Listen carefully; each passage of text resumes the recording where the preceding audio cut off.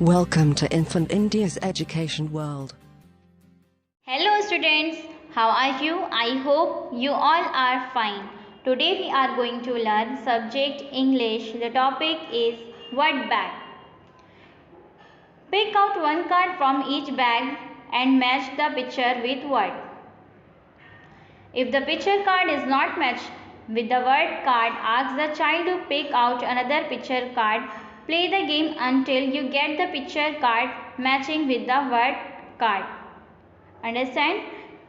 ये एक एक्टिविटी है जिसे आप अपने वर्क बुक में कंप्लीट करेंगे और आपको ये कंप्लीट करने में बहुत मज़ा आएगा, बहुत इंटरेस्टेड है ये। अब आपको क्या करना है, सेम ऑब्जेक्ट्स को मैच करना है, पैर बनानी है, एक दूसरे को मैच करके एक पैर बनानी है, जोड़ी बनानी है।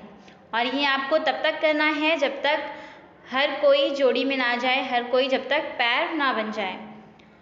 अब यहाँ पर आपको सेम ऑब्जेक्ट्स नज़र आ रहे हैं, सेम पिक्चर, सेम वर्ड। तो हम क्या करेंगे, उसे मैच करेंगे और आप ये अपनी वर्क बुक में कंप्लीट करेंगे। उम्मीद करती हूँ कि आप अच्छी तरह से समझ गए होंगे और आप अपनी वर्क बुक में इस एक्टिविटी को बहुत ही दिलचस्पी के साथ कंप्लीट करेंगे, मुकम्मल करेंगे।